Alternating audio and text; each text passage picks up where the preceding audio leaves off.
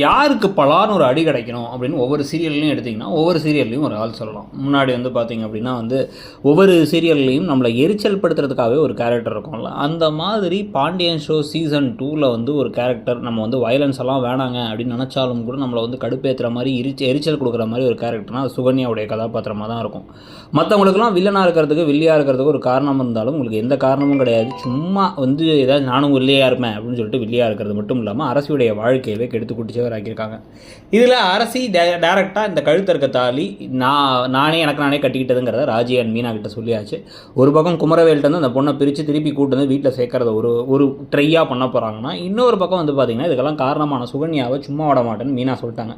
பழனிவேல்கிட்ட சொல்லி ஏற்கனவே பழனிவேல் பலார்னு விட்டார். அதை மாதிரி இங்கே நடக்க போதா இல்லை இப்போ இவங்களே டேரெக்டாக பலார்னு விட்டு இனியெல்லாம் ஒரு மனுஷாணி என்ன ஒரு நெஞ்செழுத்து இருந்தால் அந்த பிள்ளையை நீயே அனுப்பிவிட்டுட்டு படுகுடியில் போய் உழ வச்சுட்டு அப்புறம் நீயே எங்கள் கூட சேர்ந்து குறுக்காம இருக்கா ஒன்று தேடிட்டு இருந்திருப்ப அப்படின்ட்டு வில்லியே நீதாமா அப்படின்னு சொல்லி விட்டாங்கன்னா நல்லாயிருக்கும்.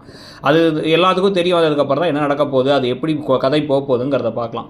ஆனால் அதுக்கு முன்னாடி இப்போ தங்கமயில கொண்டு போய் வீட்டில் விட்டு வர போகிறாரு சரவணா. அவங்க தலையில் ஒரு பெரிய இடி வேற விழ போகுது. அதெல்லாம் பற்றி நீங்கள் என்ன நினைக்கிறீங்க, அந்த கதை எப்படி போகுதுங்கிறத சொல்லுங்கள். தேங்க்யூ.